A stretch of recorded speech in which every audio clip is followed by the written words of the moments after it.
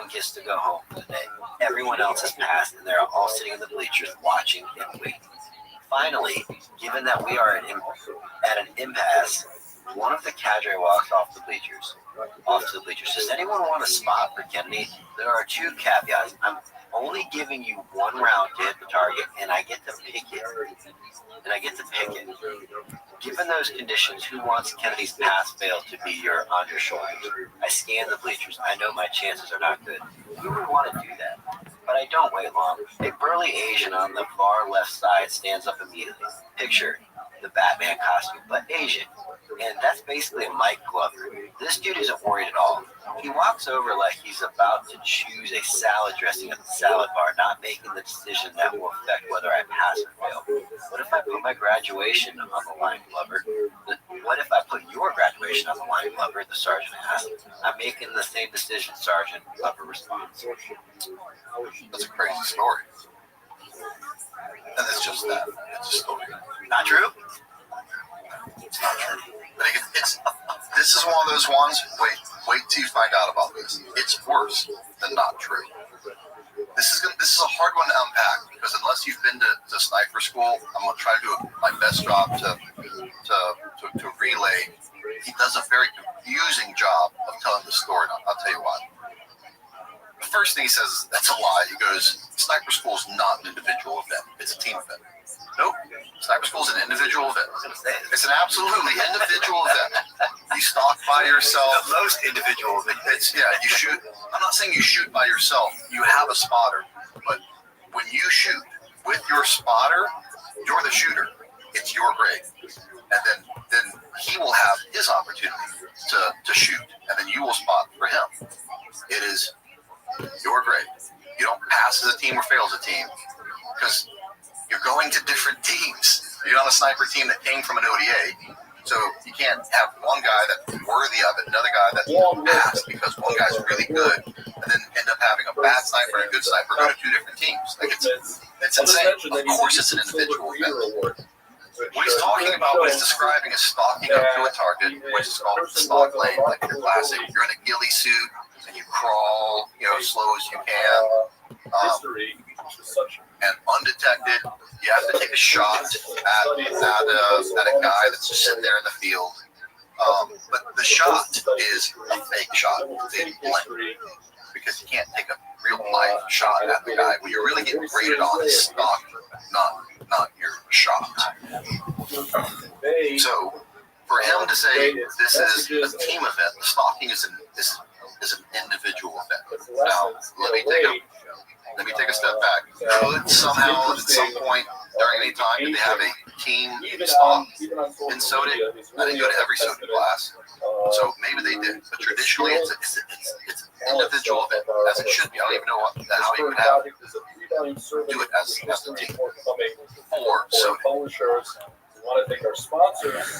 SODIC is a pretty, I'd say, easy course. It's not a physically demanding course. No one quits SODIC. Nobody quits SODIC. Why would you quit SODIC? You shoot. If you don't meet the score, it's a little stressful if you feel like you're not doing well. But nobody just quits SODIC. These guys are Green Berets. So I know Marine sniper schools like a rite of passage. They treat them like crap.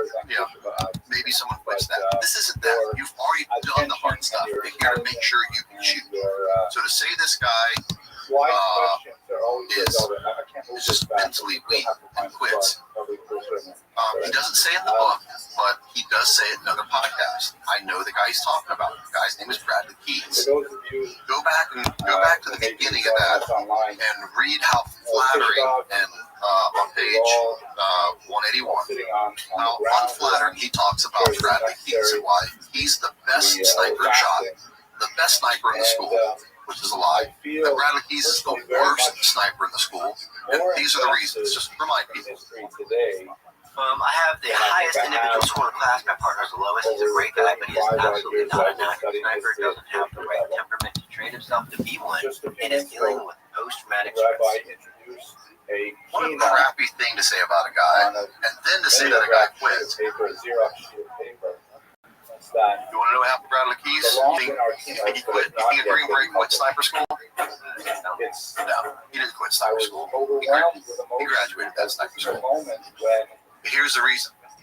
we're not. You want to know Previous you years, want what happened when I tried to reach out to Bradley Keys to see what really happened in this story? There were plenty to choose from, but we had like a The variety same of them. MO as all the stories. From What do you think happened to Bradley safe Keys? position of our Not with this anymore. wealthy American He died in a homes, training halo comfort, accident. our air conditioning, we were able to just choose I mean, something. how did I get? I mean, I'm just saying. I went to there. I went to that because of all the stories. It was Can't painful, be. but it was Or distant. there's no rebuttal to it. Yeah, You can't. the other person Happened can't. to another generation. So Now gets we're living in a weirder. time where something's happened to our So generation. when he talks about the stock land and having to take this really I'm sure long many shot, of you I have to are explain to you, 1, 2, you 3 can't take an 800-meter shot in the stock lane because that means you'd be 8 football fields away from your I target. myself If you tried to take a shot that far, you'd fail.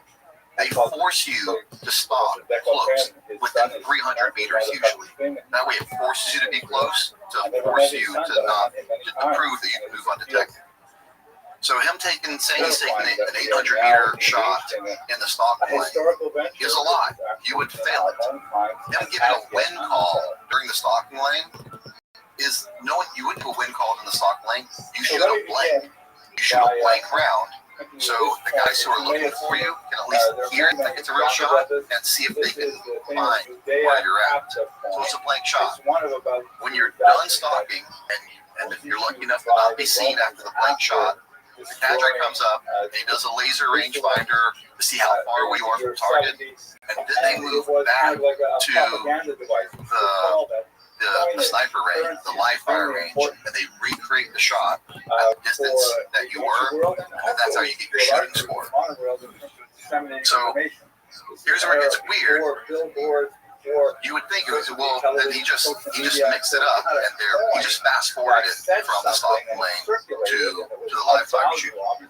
But you can't do a live fire shoot at 800 meters. You can't do it. You would fail. If that was your recreation shot, it would be you fail. So, and then when you really know what happened, it makes more sense. Tim failed the unknown distance shoot, which is where distance of the targets, you have to mill it, you have to figure it out, and that is Elm and Bradley Keys would have done that together. They failed it, and so when you get a reshoot, Tim was shooter, Tim failed. When you get a reshoot, so you can't blame it on your spotter, they give you another person to shoot with. And so my buddy who's in charge of the school at the time says they picked Mike Glover to be his spotter because Mike his team was doing really well. He goes, if I remember right, his team wasn't the best team. That's how I know Tim wasn't. And Tim, you could have been the best because this is your third time and you're still failing events. So he failed it. They told Mike Glover, hey, you're going to have to be his spotter, and you have to redo the full course of fire. You don't, when you fail I believe there's 20 targets for that event. You don't just go pick one target. And the cadre sure as hell doesn't get to pick the target for you. Well, okay, here's the retest. I'm going to give you one bullet. I'm going to pick the farthest one. And I'm going to randomly pick a guy, and if you pass, you pass, and if you fail, you're both out. It's just a crazy lie of a story, and there's hints of truth to the story. Yes, Mike Glover helped him pass because he failed, and Mike Glover did help him do that. That part is true. Mike didn't raise his hand in some Batman moment. He didn't. Mike Keys didn't stand up in the middle of the stock lane and quit. It's just a real embarrassing story. We all, Mike Keys passed away. I'm sorry, Did he pass away before or after? Bradley Keys, that's obituary up here. He died December 13th, 2004. So, wait, I knew something was amiss when I went to his obituary. And military education includes U.S. Army Airborne, War Leaders Corps, Special Forces Qualification Course, Jump Master Course, Special Forces Advanced Urban Combat Course, Survival Evasion, Resistance and Escape, Special Operations Target Interdiction Force. That's what SODIC stands for. Even in his obituary, it says graduate. So Tim Kennedy wrote this book. It made him sound like that after he Correct. God, There's a wow and then there's a bow. That's a tough one. That's a tough one. Stay professional. Let's move on to Iraq because that one gets. He goes on and does his first tour in Iraq. Let's talk about some of the Sephardic stuff. That's also an issue. And I have to explain this to people because Tim uses people's lack of knowledge of special operations to kind of get away with things. He says he went to Sephardic before. And Sephardic is the advanced CPD school that SIF teams have to go to in order for them to operate on SIF teams. Okay? So he's being assigned to a SIF team, but he's not Sephardic qualified. It happens all the time. That's not unusual. So the SIF team was covering down on South America. That's what South America does. Well, they're there in case of an emergency. And strategically, they don't want to let the SIF leave. That's why this is 2006 Iraq, and the SIF team hasn't been to combat yet. They haven't been to combat yet. That's one of the most lethal teams 7th Group has. Because they're tied to South America, so they can't chance something going wrong in South America and the SIF team not be there. They're very tied into a region. So the plan was, hey, let's get these guys combat experience. And so what they did was, we're going to take another SF company and we're going to put the whole company through Sephardic, and we're going to get them, I'll put this in quotation marks, qualified. So that way, when the real SIF company goes to Iraq, the fill-in SIF company can maintain the same capabilities while they're gone. That was the deal. That was part of it. Here's the problem. Sephardic has an attrition. Not everyone passes Sephardic, so they could chance half the company not making it, not having enough people to do the mission. So what they did was they did an ungraded Sephardic, and they shortened it. So they shortened it, and basically no one failed. So it was more of like a certificate of completion than it was a certificate of graduation. So that's what Tim went to. And what that meant was, because he wasn't Sephardic qualified, true Sephardic qualified, when he goes to Iraq, he's not allowed. His team, John McPhee, doesn't even let him in the house. He can't assault a single target. Does he go on target? Yes. But he's a blocking position. He stays outside the building and protects the guy's back while the men go in there and clear the rest of the building. And when it's clear, Tim is allowed to come in the building once the men clear the building. That's a little bit of a boring story to some people. That'll clear up some other things to some vets. That's a really important part because there's a lot of stories he tells that he could not have done because he was not an assaulter. He was not qualified to be an assaulter. But how? That's impossible because the next chapter in his book talks about from the outside of buildings, he hunted Zarqawi, so hopefully he met him in the street. I mean, anybody that was working for the American government, Zarqawi's having his henchmen they'd drill their hands to the wall, they'd cut off their eyelids, and then they'd rape their family in front of them before they killed them. And you'd walk in, you'd find this raped, murdered family with this dude's hands drilled to the wall. This is fucking peak war. Did you see that? Yeah. You walked in on that. We found every kind of imaginable horror that you can tell he lied right there because he wasn't ready for that question. He wasn't ready for that question. Think about the answer. Hey, I love giving Sean Brian credit. We're hard on him, every now and again. Great question, Sean. Like, hold on, you saw that? Because that's a crazy story. Like, it was more than Sean could fathom. He's like, yeah, I saw that, and he presses him again about that. Go on. Terrorists do to civilians, we found. Let's rewind. I want to go right into that. First time you saw that, what is the just everything from the insertion to walking in that room. Funny, full circle is in Israel just this recent October, and we're in some of the All right, real quick. So he is not ready for this. It wasn't in the book, so this isn't rehearsed. So when he's asked to go into details about it, what's the first story he tells? It was in Israel. Watch this stalling tactic that he uses when Sean catches him completely by surprise by asking him to drill down on this line. Go ahead. This is adjacent to Gaza, and seeing the same things that I saw back 18, 17 years earlier in Iraq. The inhumane, barbaric things that these radical extremists do are just inhuman. And I think that's the point, is they want to show that anybody that does anything to support not Sharia law, not these radical ideas, is inhuman, right? They're infidels, so they can do anything they want to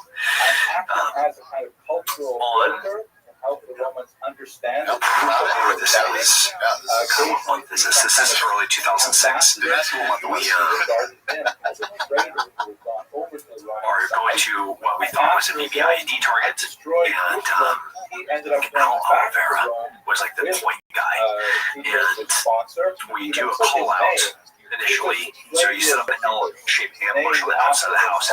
This was early tactics for 2006, 2006. Not a lot of only special operations units were still. Combat arms were still doing hard knocks. There's no anything but this salad dynamic entries. We're doing as deliberate as we possibly can. After some houses get blown up and there's booby traps along, so we're trying to do call outs. And we're doing a call out of a target. And when we finally go to assault and clear the building, as we come in through the front door and you find a couple of kids that had been raped and murdered, your brain doesn't process it. You can't inside look at what happened in the again, remember that you're planning what you're going to see, but the last thing you plan on seeing is dead kids in a corner. Lifestyle was paid for by the Romans. And Spain was based on its association. I have a really good memory, and I journaled the entire time that I was deployed in all my deployments. Okay. So he's able to use like dealing with it, or like the pauses that you told me like that. He's able to use to. So we don't know really what That one's a crazy one too, right? Try not to insert too much about my own past, about this other experience. The truth is, I've been to all three combat theaters multiple times: Iraq, Afghanistan, and Syria. I've seen a lot. If I didn't see it, I know someone who saw something crazy, and so I haven't heard a lot of new stories. When I heard that, I was like, I've never heard that. That's a crazy story. I've never seen that. None of my friends have ever seen anything like that. That's straight out of the movies. Straight out of the movies. And I'm not saying that they haven't done terrible things, but for whatever reason, we just think that's crazy to stumble upon that. So that was one of the things I wanted to ask his teammate, and I was like, gosh, I gotta ask you this. Did this happen? I read through it. He's like, same thing as always. Side. No, that never happened. Gosh, that never happened. trying to portray was like, is there a story close to that maybe like he's exaggerating? He's like, nothing like that ever happened on target. He goes, I'm reaching here. Yes, we had an interpreter that got tortured and killed, like when he went on leave. I've heard those stories before. They happen. He's like, maybe like he took that tortured story and like brought it into a mission. I was like, I mean, I get it. I asked you to try to connect it. I'm not. That's crazy. But it's what he does. He tells these bombastic stories as truth to try to convey the message. What he's really just trying to tell you is how evil Al-Qaeda was. How evil Zarqawi was. There's plenty of real stories that you could use to convey that are the truth. But he has to convey he wasn't there. That he wasn't there. And he also talks about like they were clearing the house. You weren't clearing the house. You weren't so far to qualify. So even if this did happen, you didn't see it. They would have had to come out from the house and tell you about it. But the guys that went in the house, this never happened. This never happened. For example, so let's move on his 144 to the dynamic entry of the house. And as we're approaching the front door is open, and a man is standing, the military man is standing there. There is an AK on the other side of, so there's a T intersection of a hallway as from the main entry of the room. I'm stacked on the right hand side behind it. Al, and he and I are on the right hand side. It's just weird to me because maybe you can hear it or conceptualize it different. Opens the door to a T intersection hallway. What door to a house goes into and there's a T intersection hallway? And again, like there's like that's not like it's just an odd thing. It's just like that's okay. All right. Side of the stack, the other side of the stack is on the left. We're kind of like have cross coverage inside of this door. So like once the number man goes, when one man goes, you kind of just follow, taking opposing directions. And from the right hand side of the door, we could see the gun and we could see the guy. From the left hand side of the door, you could only see the guy, but you couldn't see the gun. So Al and the translator, they're yelling to this guy to get on the ground, get on the ground, get on the ground. And the guy goes to grab the gun, and the right stack shoots him. And military age man on target as he's trying to grab a weapon, and he literally falls on top of the gun. Sure. Let's read. So they're split stack on the door. Two on the right, two on the left. Two guys on the right can see him and the gun. The two guys on the left can only see the gun. Okay? That's what he says in this. Put a pause on that for a second. Now go to the book, page 147 to 148. Four of us walked to the front door as Dave Fredericks, Ben Rios, Mario Montes, and Manny Villalobos. And real quick, I'm pretty sure they don't appreciate their names being used in the book. Yeah. Moved to the back door through the sheep's pen. The rest of the guys were either hitting the other buildings or covering the windows of ours in case the guys tried to squirt out. We're set. The number one man, Al, pulls the door open, and I, as the two men, throw a flashbang. John, as the three man, covers the door with his rifle. And in case someone tries to take a shot at me or Al, as we do our job, bam, flashbang goes off. Low in the room, one behind the other. See a guy right past the door, Arthur yells, hold on. And the Sean Ryan show, they were split stack on the door, and they were calling him and they shot him from the doorway. Now they're inside the house. They flowed in the house now. It's hard for him to keep track, man. Okay, well, that's different. Okay, go ahead. Arthur yells.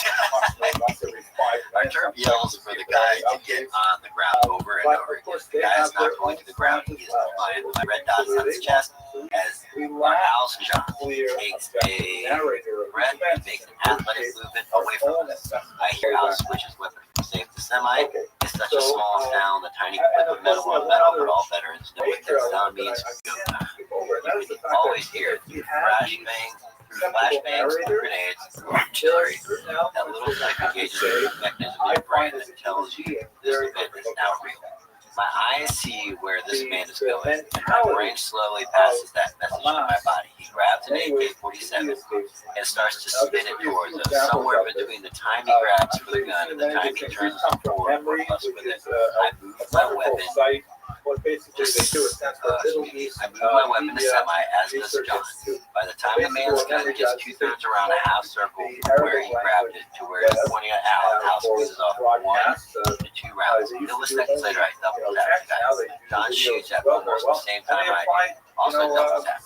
The guy falls to the ground like there are 5 MP6 holes stacked on top of each other in his heart. To be honest, if you don't look carefully, it looks like one fool. I just killed for the first time, though I think Al's rounds get the accurate credit. But at that moment, I'm actually impressed. A children's, like a Good news, Tim. You don't have to worry about that. 6-year-old play. Because you weren't in the house. Oh, man. I mean, I don't know how else to say that, you know. So let's go back for a second. In the interview, they were outside the house, split stack. One stack could see them, him and the gun. One could only see him. He makes a movement for the gun, and they mow him down, and he falls on the gun. Is that what he said to Sean? Is that what he said on Sean Ryan? And this, they're inside the house, and they wait all the way until he picks up the gun, and he's turning around, and then gets mowed down. Those are 2 different stories. And it's not like, here's another thing. The split stack thing is just as crazy.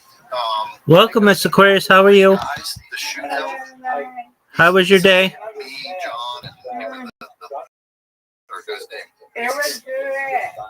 Are you ready for number 100? I hope so. Do you think tonight? I hope so. You think you got me? I think I do. I don't know. If I don't get it, I'm just not gonna get it. Okay? That's okay. Just don't get it. I don't get it. I just don't get it. I just gonna win with you. That's how we do it. Sounds like a plan. I get it sooner or later. Yeah. I'm on the table, so I gotta give me a minute. There we go. I'm gonna have to do it like this. There we go. Because I'm not in my room. Okay. Let's go. Come on. There we go. Come on. That's it. Come on, Red Eye. Yes, ma'am. No. That was bad. Oh, no. Wow, we both started off badly. Mm-hmm.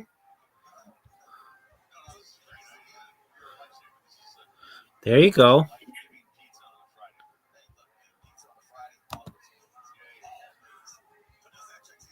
No, you got it, Red Eye. I'm trying to see what I can do in paper. It's paper. Yeah.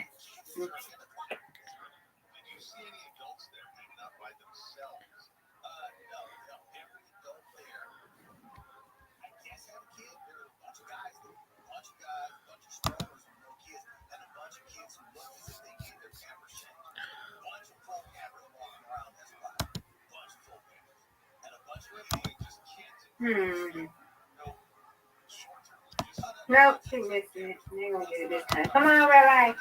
Let's try it. No. You missed it. You're gonna pass me. So yes. No. You did pass me a little bit. Barely. Okay, Rabbi.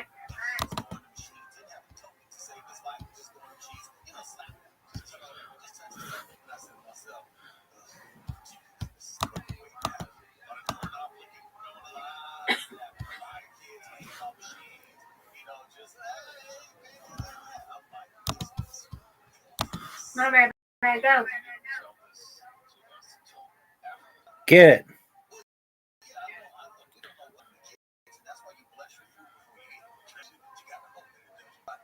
Get it. Yeah, good spell. Thank you.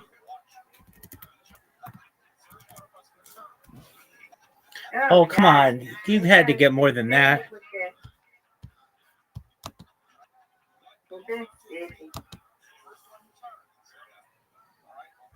Alright, you got it. I'm not like you just to next week. Don't say that. Well, maybe this weekend. Maybe tonight. I got a competitive named Rabbi and Mr. Clary. Maybe tonight, Miss Aquarius. No, we're gonna play 2 more games and that's it. Come on, man, let's go. Not 2 more games. If you win this one, then we're going to end on it. I know, but if I don't win, we'll play another one. Be positive. Okay, let's go. Come on, Rabbi, we gotta win.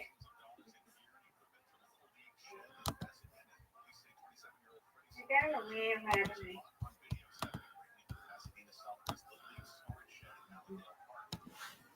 Get it. This one's yours. Perfect. Perfect. You've got it. You're gonna beat me this game. Come on, Rabbi. Come on, Rabbi. No, don't let me. Oh, I won't let you win. I just have a feeling this is your turn. Get it. Come on, Rabbi. Okay.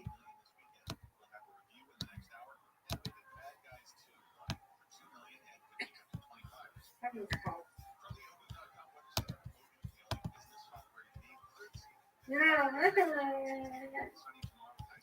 What was that? What was that? I didn't do it. I think I did it. Come on, Rabbi. You got it. Go. Did this one. Oh no. Oh my! Now what was it? What happened? Finger slipped. See?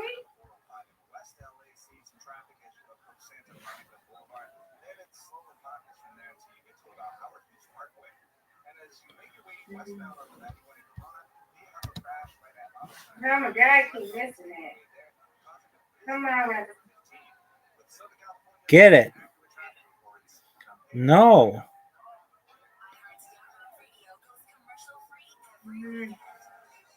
Get something. Uh-oh, Miss Aquarius. Yeah.